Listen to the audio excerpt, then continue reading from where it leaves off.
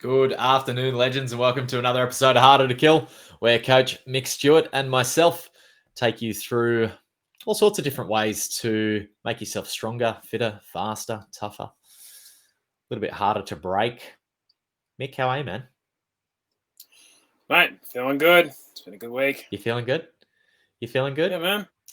Is that a little handlebar coming in there? It's very distracting. I know. It's very. Well, look on the bright side. We could always call this at the moment. The show could be called "The Pirate and the Porn Star," judging by our moans. Yeah. Oh, fucking hell. It's only going to get worse, too. What day is it? It's like a weekend? Yeah. It's going to get much worse. How hair do you reckon you're going to have by the end of November?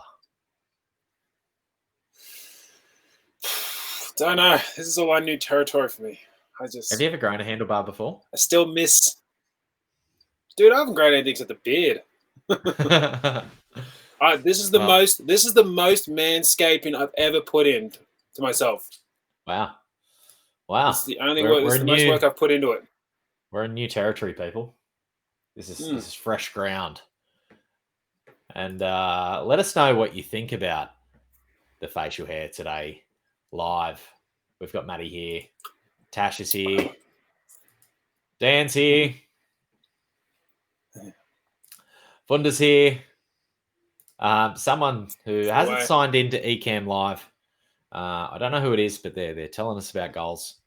So we're talking about goals today. That's what we're talking about. We're talking about goals, why we have them, why we need them, what's going on in your head when you're setting goals, when you're achieving goals. And Mick definitely took the lead a little bit with mobility last week, so we're going to swing that back this week. I'm going to take you guys through a little bit of a presentation. But as I said, guys, if you want to comment in the description of this video, there's a link. There's a link to a BeLive link, and I'm just going to copy paste it and put it on screen. But if you click on that, then you can sign in, and then we will be able to see your comment. So I'm just going to bring it up on screen. But yeah, just let us know if you are watching live. Heaps of people have. Sharon's here. Somebody else who hadn't logged in. Dom's here. Another couple of people who haven't logged in. Kerry's here. Sean Lewstrom's here. A couple of guys who all hit my Spartan Bootcamp yesterday. So that is the link that I've just put on screen, guys. So fact.blife.tv/comments issue. If you click on that, you log into that. You should only have to do it once, ever, and then basically we can bring you a pretty little face on screen. So, Mick, are you a big goal setter? Always. Yeah. Gotta have me goals, otherwise I don't do anything. Nothing happens. Need that drive. Need that direction. I think coaches are always pretty good. Coaches are always pretty well on top of this stuff. Like, I know a lot of people in the fitness space, and they're all pretty well goal orientated. Were you always that way? Have you always been pretty goal focused? Not really goal focused. I mean, a little bit back when I did animation in games and stuff like that. You know, I always had my goals of wanted to achieve certain things when I'm playing games. Like I want to finish every part of the game or something.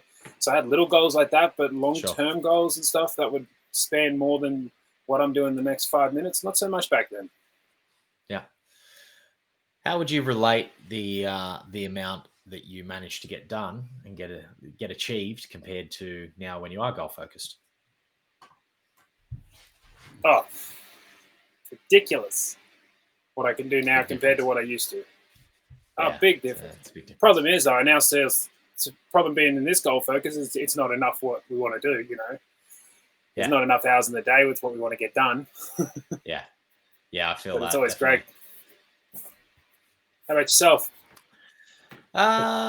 Yeah, man, probably like teens, early 20s. I sort of just drifted around, just getting shit done, and didn't really have any sort of focal point. And once I sort of got my shit together and started actually goal planning and setting targets and working towards targets, your whole game changes. Your whole game levels up, which is a really big thing. And obviously, it's something that us being both in fitness, we get our clients to do it, and you just see people change. Like when I work with people, if they've never been goal setters, and I sort of get them to understand the process of why we do it, and then you see them start to do it, and you see them have like little mindset shifts as they start to adopt things. Super important. But it's one of those, if you don't know things, right? Absolutely. So many things like that. In fitness especially, I see things and I'm like, I don't know about that. But then you start it. Like yoga was like that for me. I looked at yoga for a long time and I'm like, yeah, that's just not me.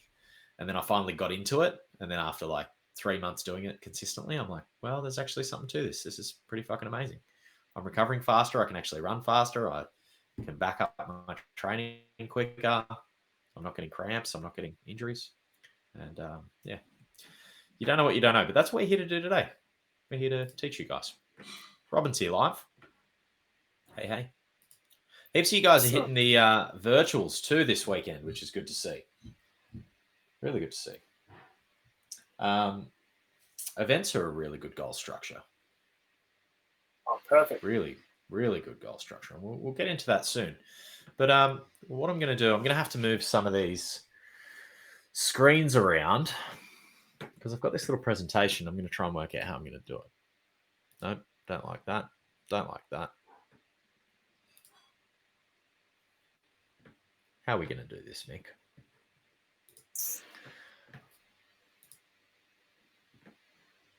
Right.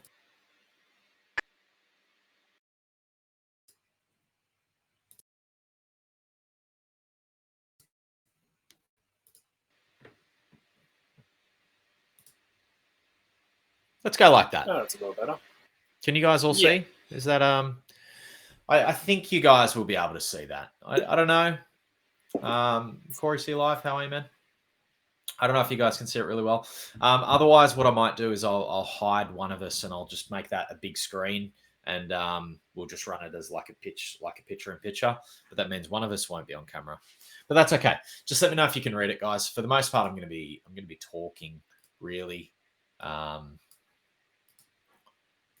But I've sort of got these slides as a bit of an aid as well. So basically, the whole point of this talk is it's all about teaching you guys how to create a successful goal structure. And a successful goal structure is one that you actually stick to. It's very important that you set goals that are achievable, but that stretch you. So if your goals are too easy, then they don't stimulate any challenge. They if you think you can easily do something, it doesn't excite you.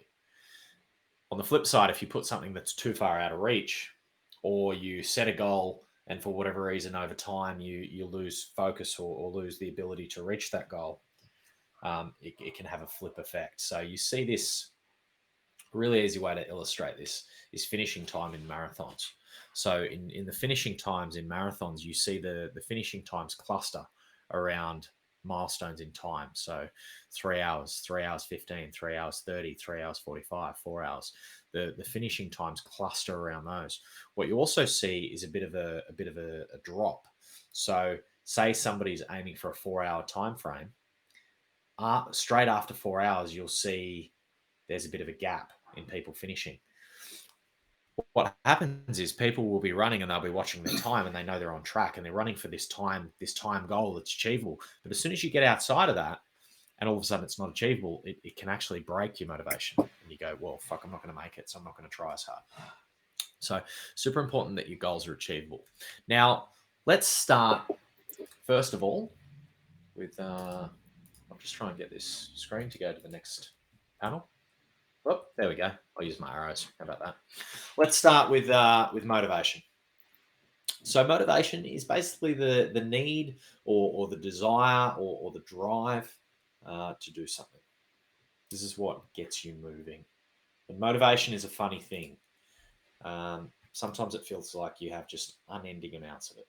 Sometimes you, on the other side of things, sometimes you wish you could just stay in bed all day and just order Uber Eats, and sometimes people do. when lacking any motivation at all, it can be really hard to complete your work or do things like make yourself exercise. Now, motivation is necessary.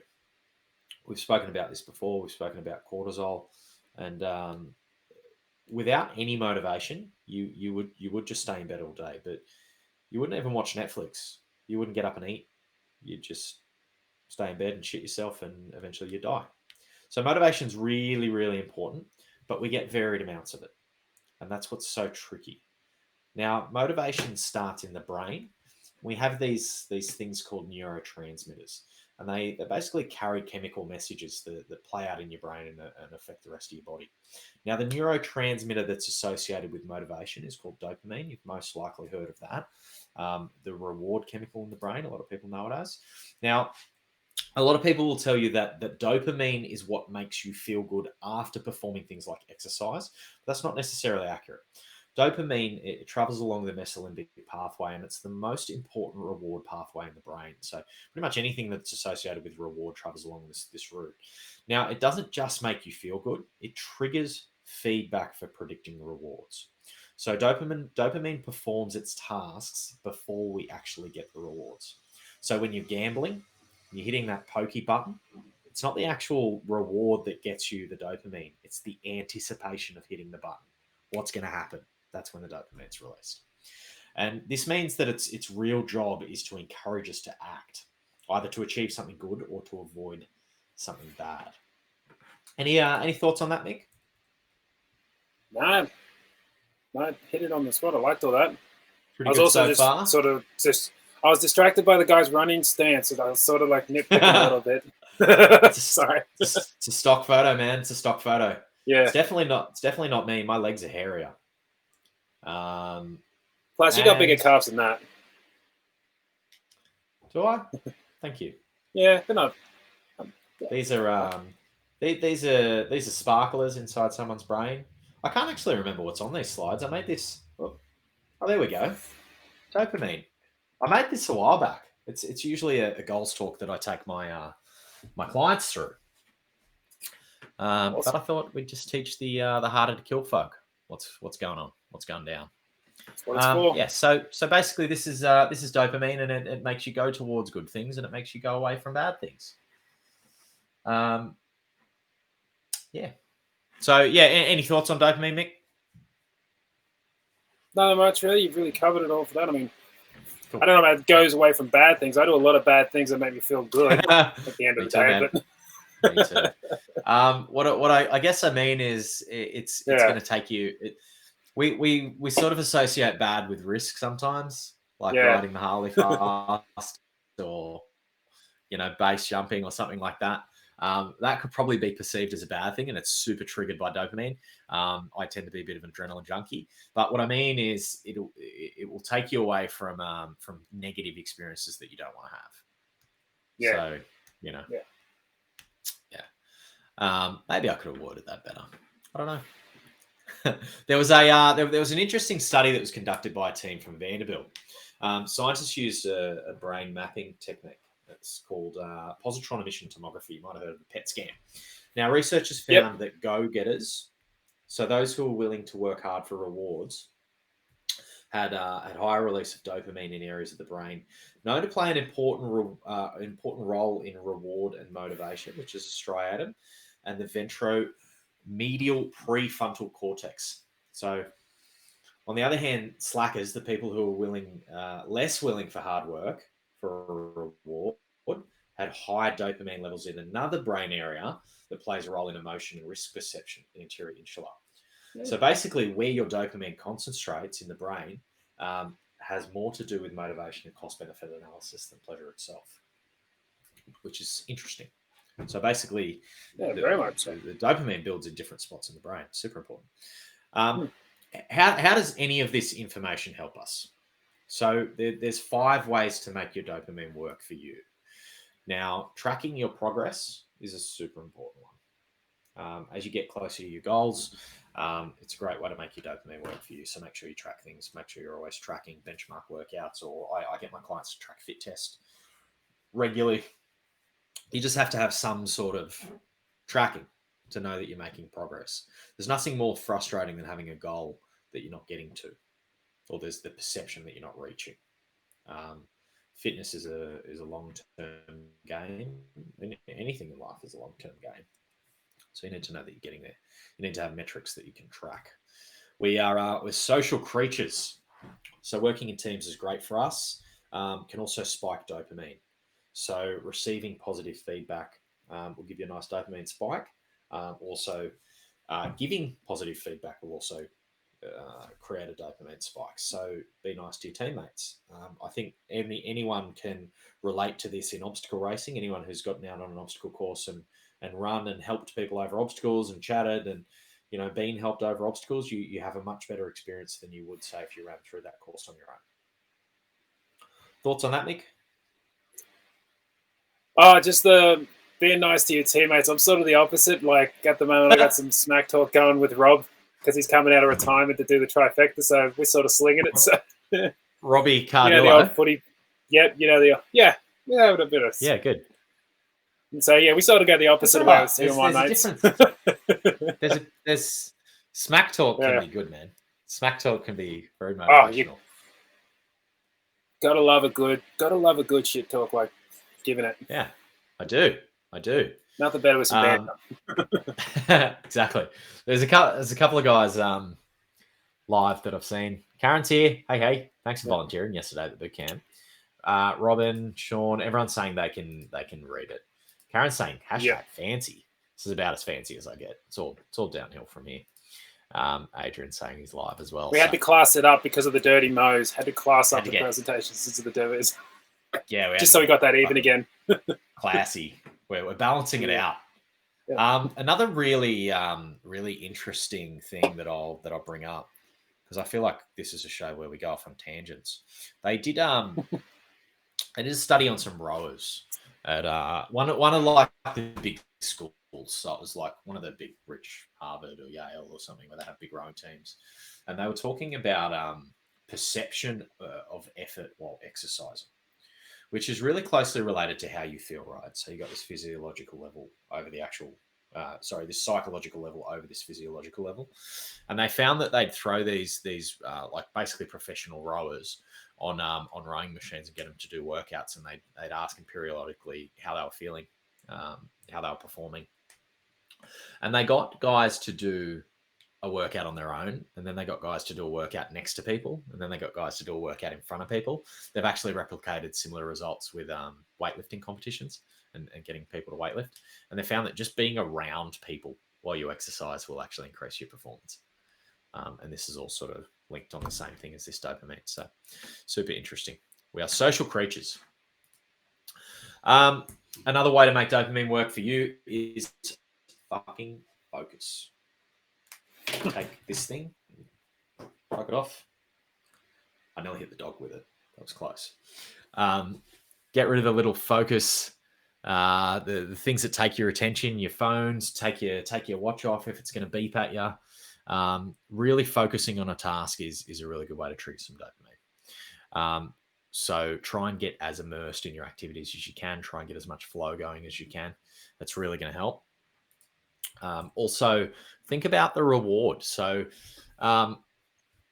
think about where you're getting to, why you're doing it. Thinking about the finish line is a great way to get to the fucking finish line when you're struggling through a tough event. What's the hardest thing you've had to push through, Mick? My 24-hour challenge. Yeah. I did the blindfold thing for 24 hours. Yeah. Give the guys a rundown if they haven't tuned in before. So if you haven't been following me, last year I did 24 hours in a closed gym where I did an hour's worth on the assault bike, an hour's worth on an assault runner, which is a powerless treadmill, and an hour's worth of burpees, and just repeated that for 24 hours completely blindfolded with no music. And that's probably still been my hardest thing to date. Yeah, that's because crazy. That was just it's crazy. Yeah, it's fucking. And I came up with it all by myself. I chose to do it all myself. There's no. We just had the year anniversary for that, didn't you? Yeah. Yeah, which is really cool. That was fun. Had a few of the guys jump on the workout I did for that. Yeah, and if anyone's thinking about signing up for a hurricane heat at Gold Coast, you're speaking to the lunatic who's creating that. So there's incentive. It's going to be a lot of fun. Absolutely. I'm going to be there. Yeah. Do we know if, going off topic, and I really don't want to open this can of worms of Melbourne, Sydney getting to events, but I was thinking about this the other day because you said that the hurricane heat was getting pretty close to sold out. Yep. Have there been like an adjustment in numbers with people from Sydney maybe not being able to attend? I imagine that's opened up a few spots. I don't quite know about that so far. I've actually got to touch base a bit more on that. If you are watching, guys, I think the hurricane heat is going to sell out. So if you are watching and you are from Sydney and there's now no way that you're going to go to Spartan, let Spartan know just so that somebody else might be able to get that spot in the hurricane heat. If you haven't got your ticket, get in on it. Get in on it. Get it sorted. It'll be a fucking mad event. Anyway, let's get back to goals. So, motivation. This is a good quote. Stephen R. Covey. I think he wrote seven highly habits. What's it called? 7 habits, highly successful people. Anyway, It's a famous book. Motivation is a fire from within. If someone tries to light that fire beneath you, chances are it will burn very briefly. It has to come from you. Motivation that comes from somebody else is probably not going to work as well as motivation that comes from yourself. So let's talk about what actually motivates you or what actually motivates us. Now, the answer to this is we don't really know for sure, but we have a couple of theories. At its basic level, motivation is about drive reduction. So if you're hungry, you eat. If you're thirsty, you drink. And if you're horny enough, you'll rub yourself on the furniture. So we're incentivized by the positive or negative stimuli that either entice or repel us. And that's where we're sort of talking about going towards or away. Now, there's a theory called optimal arousal. This basically means that we're always looking for the sweet spot between stimulation and relaxation. That sweet spot will vary between person to person. So I really like jumping out of planes and I like riding my motorbike really fast. And some people are stimulated while reading a book, and some people prefer playing Xbox. I actually like all of those things, but you definitely know people who are more adrenaline junkies and some people who are a little bit maybe safer and run at a little bit of a slower pace. Which one are you, Mick? Are you an adrenaline junkie? Yeah, close to the adrenaline junkie. Like I love the going for runs where I don't know where I'm going to end up or getting thrown into a big surf, whether it's some big waves and there's a chance I'm going to get my ass handed to me. Yeah, I love getting on massive waves, even though I don't necessarily surf, but just swimming. But I'll just get on like the huge dumpers that like smash you into the sand. I love that shit. It's interesting. Have you ever looked into like what changes with like adrenaline junkies and how they're just wired a little bit different?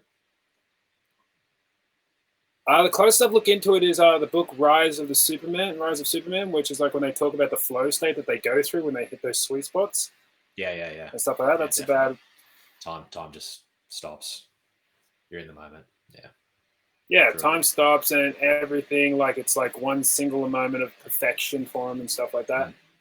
Yeah, I think probably the best way I can explain it is like, and I'm not as bad as I used to be, but when I first got my motorbike, I used to ride it very, very fast, like down motorways and stuff, and everything just disappears. You just get this like tunnel vision. You get so fucking in the zone. Even now, like if I ride the Harley and I'm sort of up at it, my Apple Watch triggers it as a workout because of how fast I'm moving, but also my heart rate goes up like 40 or 50 beats because you're just fucking in the zone, man. It's crazy. Everything just stops. So, I have the same on mine because yeah, I've got the sports bike, but for mine it's not the speed. It's because I've got a sports bike and I got some good wines out in the country. It's how close I'm getting to that, but how the lines flow, sort of similar to the surfing of how the lines can flow and generate and there's a few times you're looking down, you're thinking, oh shit, that's road right there. Yeah, it does sort of. gets you going. Yeah, I remember on the old CBR. The Harley gets over pretty far because it's a sporty, so it's about as It's sporty. That's cool then. as they Yeah, get. that's right.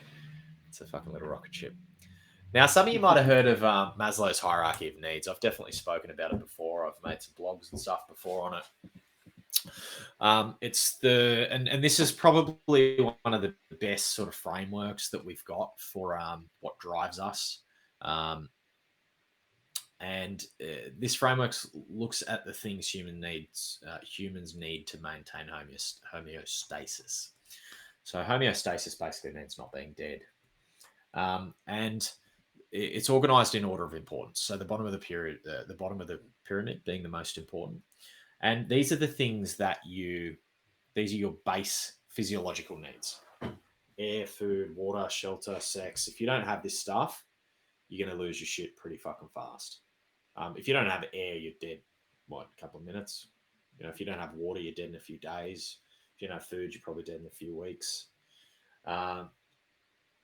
So this stuff is really, really important.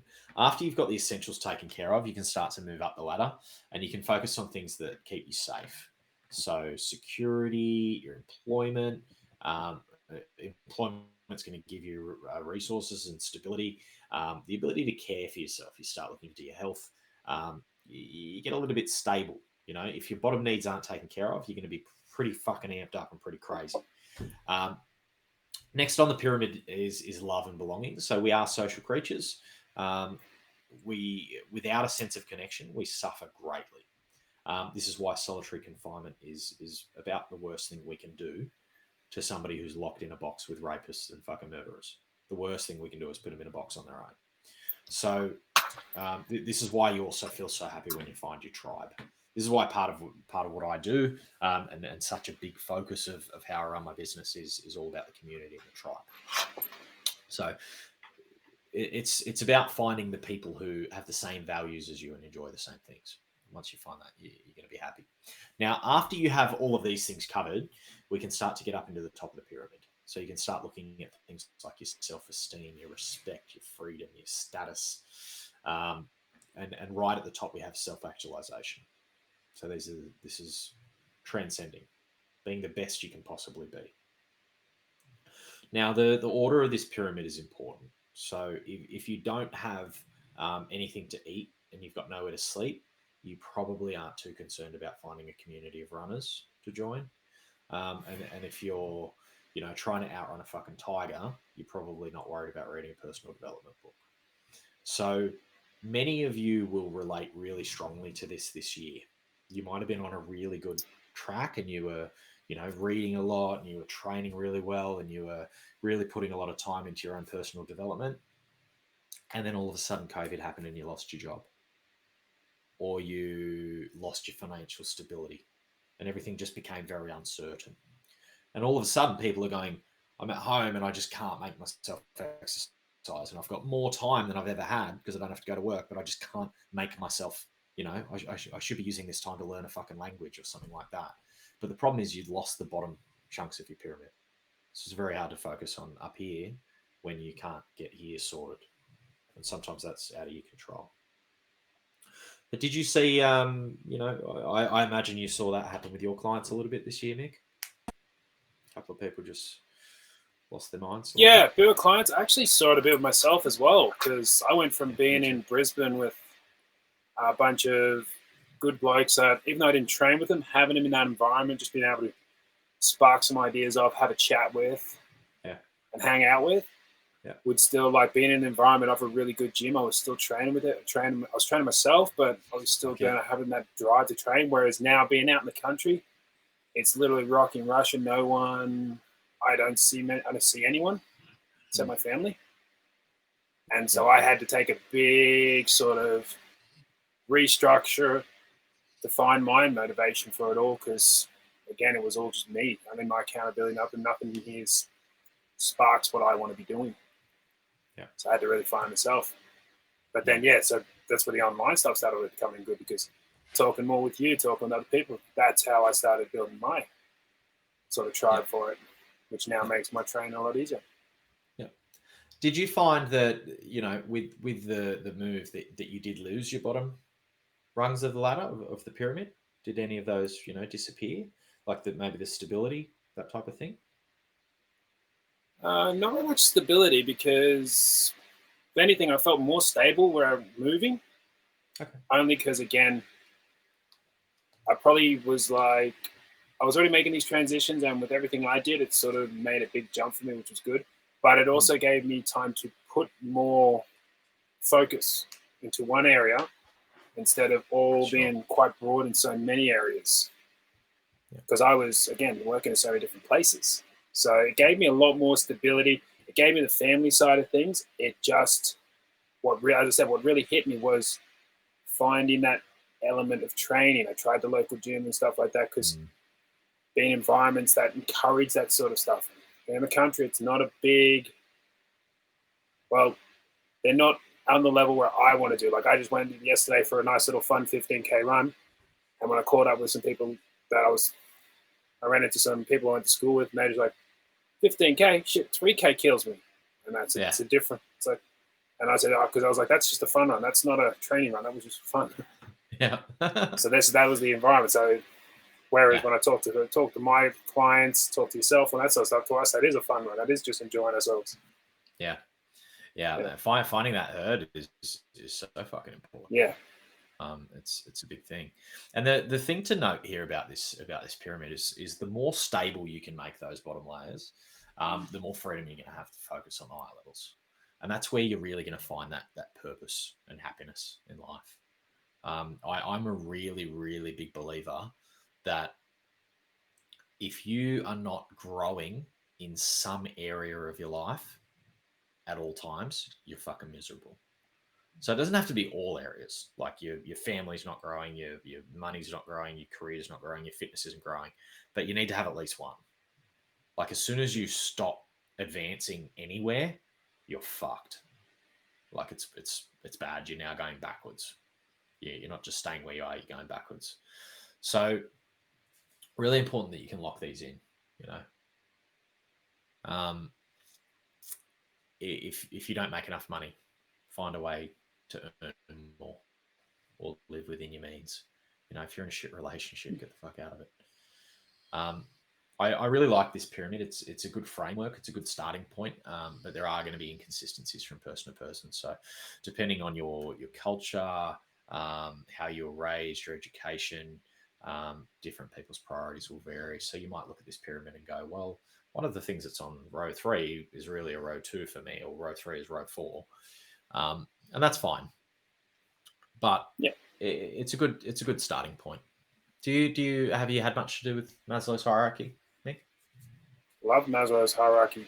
Got shown, knew a bit about it, really got into it after getting into Ross Edgerly's sort of stuff. So he really talks big about it from the world's greatest fitness book or whatever it is and stuff. It was his first time, and then backed it up in Art of Resilience. Oh, yeah, because I know you've got it. I've got that. Yeah, so that's what I mean. He actually loves the pyramids. So I'll see if I can find one. Yeah, he's got he does like open pyramids. So he has like his pyramids of different things, and I'm just going to see if I can find one. Now that I'm looking for one, I won't be able to find one. But he has these pyramids. Oh, I just knocked my new microphone over. Let me know if this sounds good, guys. I got a new mic. So he's got these like pyramids there that you can see. So that's the pyramid of law of recovery. So yeah, he really likes it. The Wim Hof story, that was a good story. I like that one. Yeah, that's going to be one of my next frontiers, man. Is I'm going to get into Wim Hof and I've got to read all of his stuff. Start getting into really up. Well, mate, when I'm coming up there, I'll be up there a few days before the trifecta. We'll get it. I'll put you through some ice. I'll put you through it because I've done the Wim Hof stuff.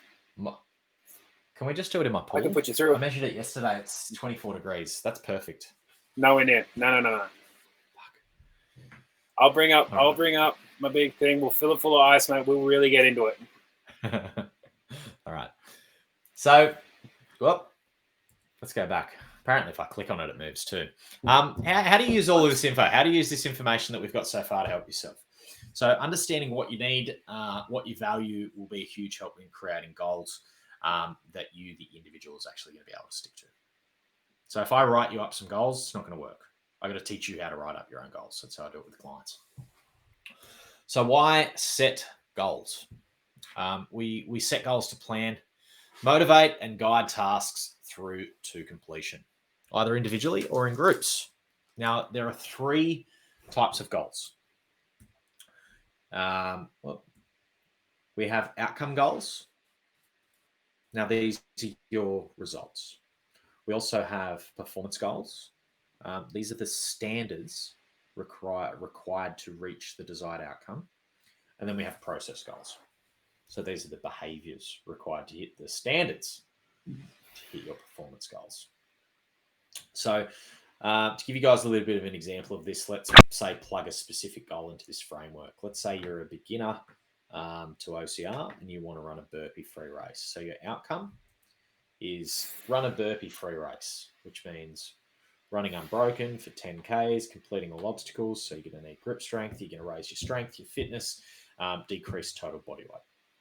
We don't have a plan yet. This is just an outcome. This is just where I want to be. So we're then going to break that into a performance goal. So what do we need to do from a performance standpoint to get to our outcome? So performance, build aerobic capacity, running ability, leg strength through a sustainable running program using progressive overload. Perform times grip pulling workouts weekly, learn and practice obstacle techniques weekly, eat within a caloric deficit for sustainable fat loss. So we now have some standards that we need to get to achieve this outcome. And then we look at the process goals, so the habits that we need to cultivate to make all of this happen. And the process: start eating consistently, start exercising consistently, start eating better, follow fitness program, manage time better. So does that sort of make sense, guys? Let me know if that sort of resonates. But what's really important is that while you should always remain aware of the overall goal, so the outcome, you always need to break it into chunks.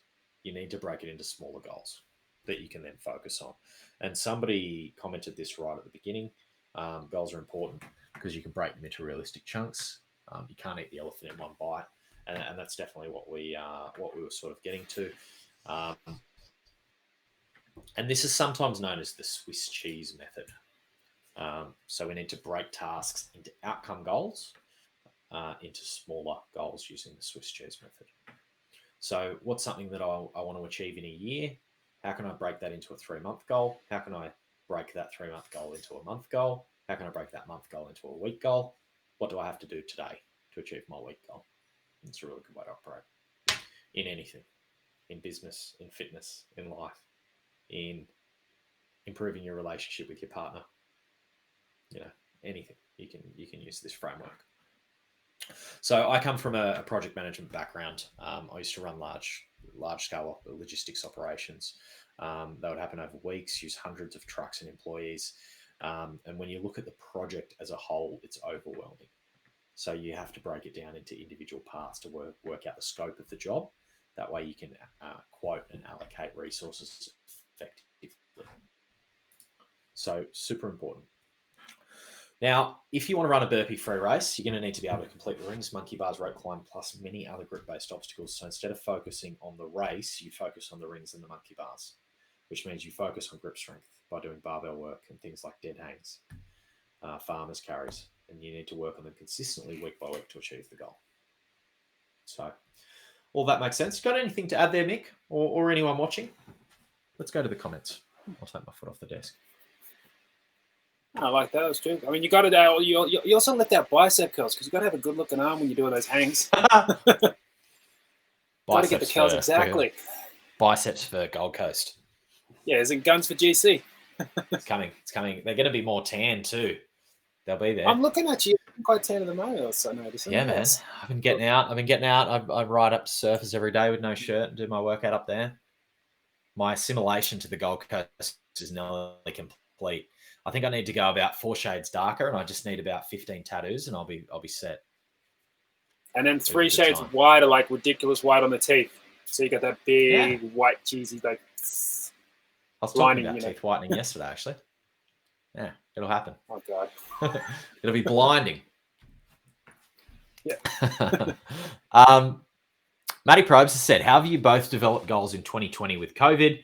I know Mick's done a lot with talking to people about changing things up the year with goals. Mick, you want to answer first? Well, personal goals for me, I had to look back and get into an old mindset of when I originally started fitness and health. Because when I first got into my fitness journey of going from 150 kilos to lose as much weight as possible and getting down to 94, I did a lot of training by myself. I did it all in a garage and carport. So I had to look back at what was my motivation then to get that mindset to drive me now, because I've had a lot of years where I've had environments and different influences and stuff like that, which have helped make me a better coach and make my training better. But I had to get that mindset back. I had to go back to the original stuff and going through the process of what I wanted then, finding my similars of then and now, and where I wanted to go. So I had to actually look back before I could go forward as well. And that really helped me with my mindset from taking away from, because we all had events and stuff we wanted to do, to realizing the beauty of it and what could be done and go from there. So that's me. Yeah. So it sounds like you had to go back to a model that had worked for you prior because your situation's different. We're definitely going to talk about, what goals are, a really good way to structure goals. And you guys will see by the end of this talk why events are such an incredible framework for a goal. So when those events are taken away, all of a sudden, everyone's holding a football and there's no fucking goalposts. And they're like, where do we kick? What do we do? You see people just fall apart. So I guess the way that I've developed goals this year haven't been any different to any other year, but there's just had to be new goalposts. So instead of saying, well, I'm going to train for Spartan Gold Coast, or I'm going to train for Spartan Bright, or I'm going to train for the World Championships in Greece, or I'm going to go to Spartan Hawaii, it becomes what is the outcome that I need, or why am I training? What's the reason for me training, and finding a framework that motivates. And we're going to go into that shortly, but I definitely lost my way a little bit this year with my training. I feel like I was on a really good path and had a lot of momentum, and COVID came and stuck a little finger in everyone's bottom, and we just all had to sort of sit back and refocus and work out what we were going to, what we were going to point at. But yeah, good question, Matty. A couple more people alive, people letting me know the sound's good, and someone just saying, I'm really working on bars and rings, and Matt, you didn't take your shirt off yesterday. I did. I just didn't do it in public. Maybe be careful what you wish for, because I probably won't be wearing a shirt at Gold Coast. Oh, definitely won't. Bringing the budgies, are you? Going full Gold Coast budgies on the sprint? Maybe, Mick. I love it. I can't say too much, because then Spartan might ban me turning up. So if I don't say, they can't block it, right? That's my strategy. True. Ask for permission. Ask for forgiveness, not permission, right? Absolutely. So the method we just spoke about for goals was this outcome performance process. I think it's really important that you look at goals like this, but I find it's a really good thing for me as a coach to use. It's a really good framework for me as a coach. But if for you as the individual setting your own personal goals, you're probably going to use this framework, which is the SMART framework. Most of you, I imagine, will be pretty familiar with this. And it's just basically a different it's a different system to come to the same sort of end result, but this is a really good one. And SMART stands for specific, measurable, attainable, which is sometimes achievable, relevant, which is sometimes realistic, or timely, time-bound. So let's dig into these a little bit deeper. So specific. So your goal needs to be specific. So your goal needs to be specific. Otherwise, you have no direction, nowhere to focus on. So a goal of getting fitter is great, but it's vague. It's too vague to take action on. Whereas, saying I want to be a better runner is not nearly as good a goal as saying I want to be able to run 10Ks. So I really, really like events as specific goals because they just work amazing. So anyone who's worked with me, if they don't already have an event planned, I'm probably going to push them into setting a future event as something to aim for. Measurable. So if you're one of my clients, you've probably heard me say, if it doesn't measure, it doesn't motivate. A goal, and as I said, a goal of being a better runner is not as good as saying I want to be able to run 5Ks in under 30 minutes, because we can create an action plan to run under 5Ks in 30 minutes or under 5Ks in 20 minutes. We can track our progress to that. We can measure as we go and make sure that we're on the right track. So when you can measure, then you can tick off progress, and this is taking full advantage of the brain's reward pathways. So you are getting these little shoots of dopamine. And as I mentioned before, this is why people finish around marathons around the 4 hour, around the 4:30, the 5 hour. That's why they cluster. These marathon runners who have a time-based goal slow down much less in the last 10Ks of the marathon. And this is where anyone who's run a marathon or a crazy long distance, the last 10Ks of a marathon is when it fucking starts. Have you run a marathon, Mick? Like a road marathon? 3 times. 3 of? Done. Nice. Done the Gold Coast 3 times. Yeah, nice. I'm looking forward to GC now that I live up here. Where I go riding, and it's one of the flattest. Yeah, it's one of the flattest marathons, so it's a really good one. Like, it's good. I always get a lot of people, if you're looking to start a half or a full, that's a really good one to start because it's one of the flattest ones. It's not many. There's very cool hills. So, there's also nice shit to look at, right? So where I ride up through like surfers, there's the markers on the road. So like the 21K mark, whatever the mark, I can't remember what the numbers are, but it's obviously on the GC marathon route, and it's fucking nice, man. It's one of the nicest places in Australia. So I once did a half marathon in Sydney, and I'm not going to say what the event was, but they basically took us out onto the M7 motorway, and we just ran like 10Ks up the road on the side of a motorway, and then turned around and ran 10Ks back, and it was fucked. It was flat, but it was just boring. At least if you got something better to look at. So I'm looking forward to GC. When is it, Mick?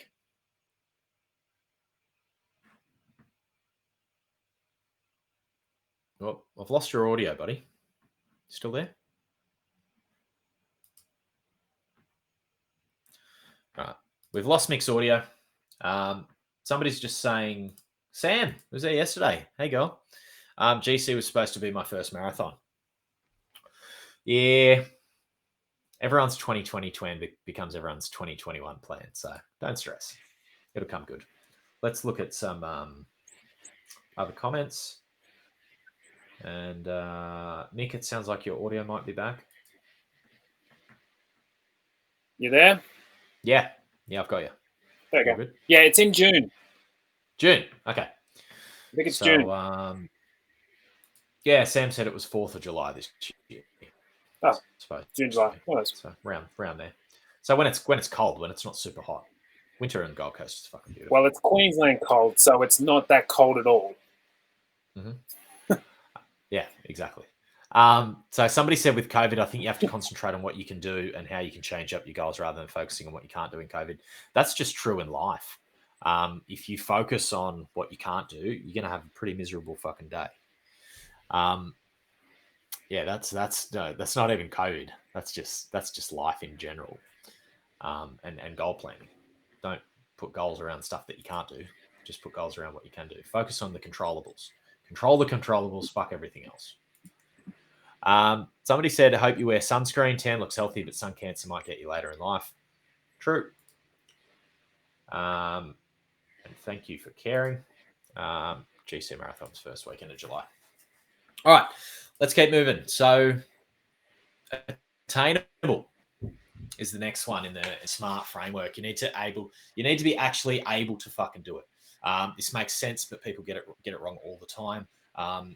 if I give myself the goal of winning the 24-hour enduro next June or next March when it is, it's fucking impossible, right? The gains I need to make in such a short time are just outside the realms of possibility. So it's a bad goal. It's not something that I can do. But if I decide that I want to win the event sometime in the next 5 years, that's probably possible with the right training. Or if I want to say improve how I did last time, that's definitely possible. So we can beat our previous version. So how would I do that? So I would need to get my running capacity up. I would need to get myself a bit stronger, a bit lighter. It would mostly be running for me. And I know this because eventually that's where I want to get. I want to get more competitive with the long distance stuff. So I have put some thought into that. So setting goals that are achievable but challenging is the sweet spot. They need to be challenging, but they can't be too challenging because then you lose interest.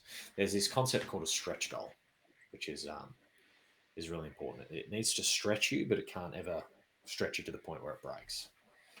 So if I give myself the goal of becoming better and better every year, this is achievable. This is something that I can definitely do. This is something that's going to stretch me, but it's always like it's never out of reach. So I might not beat Lachlan Danzy in 2021, but I might beat Matt Moore from 2020 or 2019. So aiming to beat your own PBs are great attainable goals. What's your biggest, scariest goal at the moment, Mick? Well, I just finished programming myself to try and do an Ironman so I've got in just over. So I'll start it at about December. I'll start training for it because I want to try and do it in 6 months, be Ironman ready. Yeah, wow. So at the moment, that's my biggest goal. That's pretty solid. Are you going to do full Ironman? Full Ironman. What's that? Like a 2.4K swim, a 200K ride, and a 42K just run? under 3, or I think it's just under 3 or 4K. One of those. 180K bike ride and a 42K run. It's fucking crazy. It's on my list, man. I definitely want to get to Kona and do the Hawaii Ironman 1 year, which is obviously you have to qualify for. So that'd be something that I'll get into. I think once I've ticked a lot of boxes in OCR, I might go down that road. What makes it scarier for me is never done any form of triathlon, and my swimming is shit house. I could run further underwater holding my breath than I could swim. Awesome. That's a good goal, man. It's a good goal. I know. It's a good goal because I know who you are, and I know you're a little bit unhinged, and you'll actually do it. You'll actually put the work in, right? Just a tad, just a touch. Maddie's got a question here. Have you both really trained hard for something, yet didn't get it though? Yeah, fuck, all the time I don't hit goals. All the time. If you don't fail your goals occasionally, you're not setting hard enough goals. That's just the way it is. Mick, what's been one thing that you failed? Big failure. My first attempt at the Ultra when it was at Ivory Falls in Brisbane. Mm-hmm. Mm-hmm. One of my worst experiences OCR racing ever.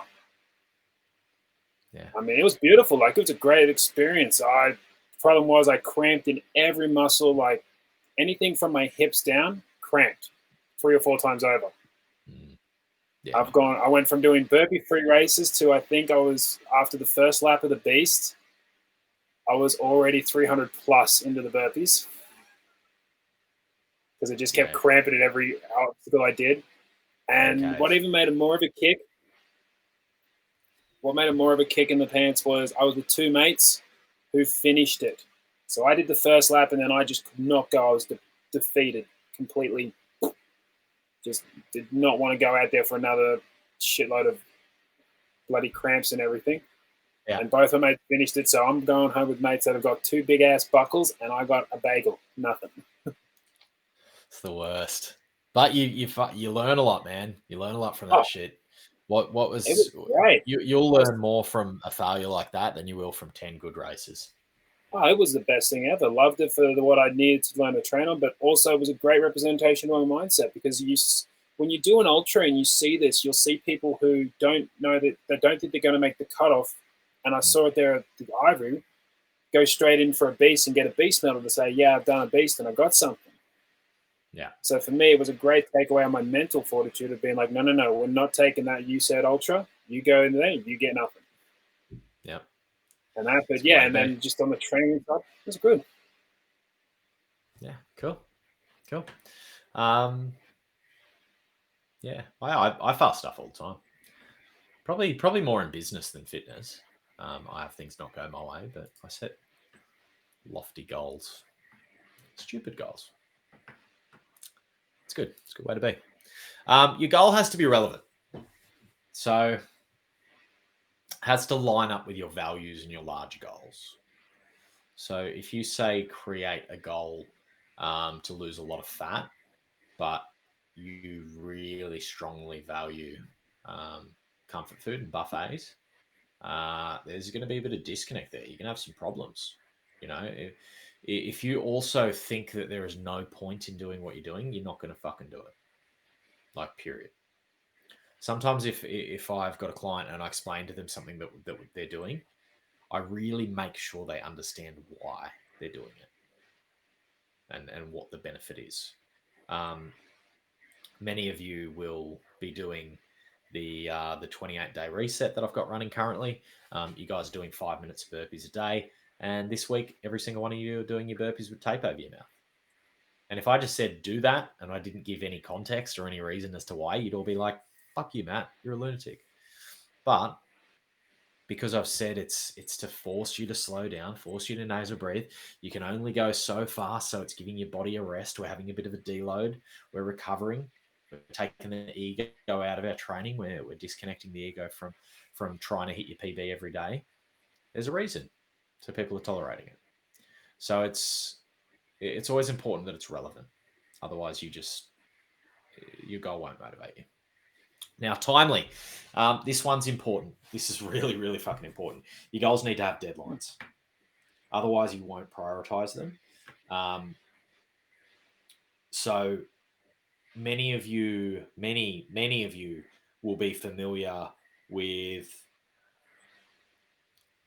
a deadline at work that needs to be complete, and you put it off and you put it off and you put it off, and you just can't motivate yourself to do it. And then all of a sudden it's due tomorrow and you fucking go like a bat out of hell. Or you got to study, or you got to get an assignment done. And all of a sudden, the last day, you just have unending motivation to get that motherfucker done. Or you've got a house inspection and you've been supposed to clean for the last 3 weeks. And, 2 hours before the house inspection, you somehow get a record amount of cleaning done. Or any single guy who is about to have a woman over cleans like a bat out of hell. So it's time. Having goals that are on time frames is a really good way to create that motivation. And if generally the further away your goal is in time, the more you will procrastinate towards it. This is why if you set the goal of I want to run an ultra, or I want to run the 24-hour enduro in March in Sydney, if you don't have a plan that breaks it down into little month timeframes or weekly timeframes, the goal is too big and you just lose the scope of it until all of a sudden you get there and you're like, fuck, I haven't done any running, I'm fucked now. So it's really important that you have timeframes on your goals. And it's important that you manage that time effectively so that the goal will actually light a fire under you. So what's the best thing you've had to like cram for, Mick? What's one thing you just left last minute and you've just amazed yourself with how much you've managed to pull off in a really small time frame? Nearly everything I do, I wait till the last minute to cram it. Yeah. Yeah, that's probably one of my exams I had for when I was doing my exercise physiology. Yeah. I had a good 3 months to practice, get ready for it. 2 nights before it, bam, bam, bam, bam, bam, bam, bam, bam, bam. And then when I came out with a really cool mark, I was like, oh, shit. Awesome. Yeah, Matt. Yeah. And just one of those good life lessons. Like, you don't have to try for weeks. You can just do it in the day before. That's definitely not going to trip you up later in life. Well, the reason I was able to do it was previously beforehand that I tried doing that with a writing assignment. Yeah. And I got back from the teacher, is English a second language for you?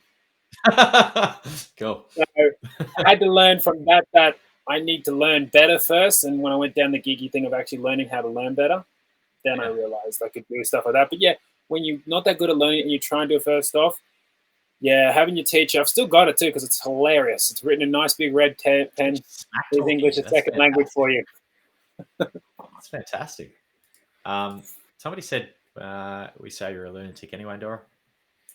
And that cleaning 10 minutes before guest visitors arrive is called scurry funge. I've not heard of that. Interesting. So you got trolled by your teacher. That's pretty cool. Oh yeah, it was great. What a cool teacher. You'd probably get reported for that shit now. Teacher said that to a kid. I'd have to answer for that somewhere. The world's gone mad. So now you guys understand how the SMART goal structure works. We can talk about why events like Spartan Race are such an amazing way to set fitness goals that motivate. So Spartan and a Spartan race is a daunting task for a beginner. It's going to challenge you in a lot of ways. And this respect, this fear will scare you into action. So a race is very specific. It's a very specific thing that you're training for. It's also very measurable. A race is a defined distance with set obstacles. A Spartan sprint, which is a 5K event, is attainable for pretty much anyone. And the races scale up depending where you're at. Doesn't really matter where you're at fitness-wise. They've got something that's going to fit. And if you're like, I can do an ultra easy, come do a 12-hour hurricane hit with us. Do a 12-hour, then an ultra, then a 4-hour. Just keep upping it until it scares you. So it doesn't really matter where your fitness is. You can set an achievable target, an attainable target. If you want to get fitter, stronger, more capable mentally, look better, getting race ready is a pretty relevant goal. So it's ticking all of those boxes. But probably one of the biggest things is it's time-bound. Races are set on certain dates, and they're coming up. And this is why, so many people were training really hard this year, and COVID, a lot of people lost that because they're like, we don't even know when the next event is. So people sort of lost motivation overnight. So another reason races motivate is once you start them, you join an amazing community. So, and we were speaking about this before, this sense of belonging is very important to us humans. The OCR community is one of the greatest, or one of the best communities I've ever seen as far as inclusiveness. And that's why I focus so much on OMR and building a big community there. Completing a race is an achievement. So that's why we get, that's why they give us t-shirts. That's why they give us medals and t-shirts. Now, these things give us status, and status is super important for us as well. Status is where we sit in the pecking order of the world, and it affects our confidence, our mental health, our choice of mates, our share of resources. But that's going to be another talk. So goal planning is very, very important. And it's very important that you create goals that line up with your values and that you change your habits to put yourself in a position to make your goals attainable. Anything to add there, Mick? Well, the status part's like, it's funny how with the Spartan racing and all sort of races, you get that cool medal, you get that you get that shirt, and you get that. As I say, those medals are fun, they're really awesome. But the status part, you can relate that back to, if you want to keep it simple, back to tribal times, because those rite of passages of either being able, if you grew up in Icelandic and stuff like that, moving stones, you'd get a feather at the end to say you've passed this thing. Tribal times of doing a process, the Spartans going out and having to live on the land for a certain amount of time as a way of passage. This is the same thing as a Spartan race. You go out there, you get to do a race, you finish it, you get that medal, you are now the next level up. You have now had that status improvement. And again, that's why those events are awesome for that. Yeah, definitely, man. Definitely. If anyone does want a little smart goal planning document, I did make a little one a while back. So if you do want one, just say yes, please, in the comments, and I'll message that to you after the talk. So very important. Goals are very important. So I know that, I want to have a six pack, but I also really like burgers. So, we have this internal battle of, do I want a six pack or do I want to have grilled for lunch?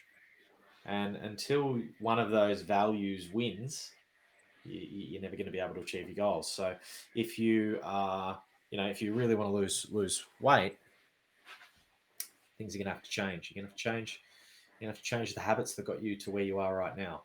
One thing that we see in fitness a lot is people roller coaster. So they'll do something like a little challenge or a little reset, or they'll do a 12-week gym challenge or something like that. And then at the end, they go back to in their life before the challenge. They just go back to their old habits, and might take them 6 months, a year, but they get back to exactly where they were. So if you're going to make changes, you need to actually fucking change. So accountability is super important with goals, and that's one thing that I want to leave you guys with. So accountability is what keeps us on track when we're feeling particularly unmotivated. If you want success, you're going to have to leverage one or more forms of accountability to keep yourself on track. So let's look at a couple of other things first. Let's talk about the different forms of motivation. So, Mick, you would have heard of intrinsic and extrinsic motivation. Yep. So, extrinsic motivation is carrot and stick, reward and punishment. This guy at work, he looks like he's copping a lecture from his boss. He looks like he's probably getting the stick at the moment. A Spartan finisher shirt, a Spartan finish medal. These are external, extrinsic rewards. These are the things that, we just want that status. We want something to post on our selfie on, on Monday. So external motivators, extrinsic motivators, they don't motivate for very long. They're a good way to get you started, but they're not a good way to motivate long term. And that was just something that I sort of wanted to touch on. And we'll go into like how a couple of points of making a goal, but definitely when people start in obstacle racing, they start out usually extrinsically motivated. So they want to go and join their friends. They want to go and get the finisher shirt. They want to go and get the medal. They want to take the selfies. They want to tell people they did it and take that medal off, 4 days after they did the event. Where we really see people leveling up is when it changes from an extrinsic source to an intrinsic. These are the people who are just doing the next thing that's harder because they understand what it's going to do to them as a person when they keep pushing their comfort zones and they keep pushing their boundaries. So it's really, really important that if you can turn your fitness if you can make your fitness intrinsically motivated, if you're doing stuff because you love it, because you want to do it, you will do it for the rest of your life. But it takes a little bit like that. That's probably another talk entirely. So we might do another episode of that in the future. But definitely contact either Mick or myself if you're looking to work out how to do that. Anything to add there, Mick, about extrinsic, intrinsic? Perfect. No, yeah, like extrinsic's great. It'll get you started. Think of it as the thing that lights the barbecue, but it's the internal that's going to keep it going. It's going to have that gas. That's what the gas is. Yeah, and a good way to think about it is like a workforce. So you can just give people pay rises. You can give people financial targets and KPIs and stuff to get them to work harder. But eventually, it just always fizzles out, and then they come to expect that stuff. But if you can get somebody intrinsically motivated about what they do because they care and they think that they're making a difference, they'll work harder for less money. Which doesn't mean this is a pathway to take advantage of people. It's a pathway to understanding how to motivate and how to make sure that you are doing things that make a difference and have purpose. Yeah. Because that's how you can unlock the motivation in yourself and others. So, when making a goal, a couple of tips that I'll give you. Definitely write it down. Super important. Create a plan. If you don't have a plan, you're just guessing, and you won't get very far. Start small and build. So if you want to, start on a fitness journey and lose weight and get fit, sometimes, deciding to work out an hour every day and go to sleep earlier and getting up earlier and changing all of your meals to healthy alternatives and completely cutting sugar and having no soft drink and going fucking keto. If you try to do all of those things at once, it's probably not going to work. You're going to build up this house of cards. You pull one card out of the bottom, the whole thing fucking falls over. So sometimes starting small is a bit easier. Just focus on getting the exercise on track. Just focus on fixing your breakfast. Just fix your dinner. Just fix something and do it one step at a time until habits build. So create the new action, repeat the new action until it becomes a habit. And then what's the next frontier? What's the next action that I want to reinforce? Make it public. It's another reason Spartan's good, because you sign up and your friends know you're going. You have to turn up, put it on social media. Make it social. So join a running club, a gym, online community. It's never been easier than it is now to find your tribe of people. So look until you find it. Super important. And create good habits. Consistency is key. Also, just get help. Hey, like if you've been trying to do stuff for a long time and you can't work it out on your own, get help. That's why the fitness industry exists. That's why there are business coaches. That's why there are fucking violin tutors. Because there's even accountability coaches now. 100%. I have an amazing accountability coach. That's what Fonda does for me.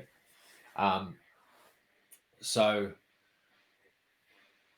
yeah, find your expert. Find the person who has the same values and is going to help you get where you want to go. Super, super important. So as I said, guys, if anybody wants that that live that smart goal planning document, let me know. Have you got any other thoughts, Mick, on goal planning? No, that's all. No, that's actually well good. I like that. Cool. Cool. Some people saying terrified and excited, probably by Spartan. And Chris is late but live. I believe it was your birthday yesterday, Chris. Happy birthday. Look, that was pretty much my talk on goals that I usually do for my clients pretty regularly. So hopefully that's maybe opened your eyes or taught you something a little bit that you might not have known about goals today, or maybe you're completely new to the concept and this could have been a huge leveling up experience. As always, let us know, either Mick or myself, if there's anything specific that we can help you with. I believe your breath program launching today, Mick? No, so today's the last day to get on the early bird special. Then there's one more week of intake, and then it starts next week. Cool. I did see something. I think I saw Jimmy Bullard share. Yeah, he's done all my versions. He's loving it. Each version seems to test him. He loves it. Yeah, it's cool. And awesome. So what's the link for that, Mick? Your breath program? So if you head over to my website, uncaged.com, you'll see breath program on the opening page there. Uncaged.live, sorry. Uncaged.live. Keep forgetting that. Keep stuff there. Uncaged.live. Or otherwise, you can... Do you know the link to the actual breath program, or just head to uncaged.live and I'll find it?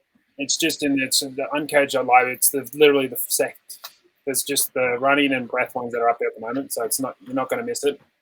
Or otherwise, in my bio, in my social media, on my Instagram, or just shoot me a message and I'll send it to you direct. It's easy. Mad. We've got the last week of reset happening. Any of my reset crew, we are going to be live for yoga in about 45 minutes. What else we got? I don't know. got a couple of chats with Mats this week. Shannon Daly on Tuesday. I think I'm going to be chatting to Mark Daniels on Thursday.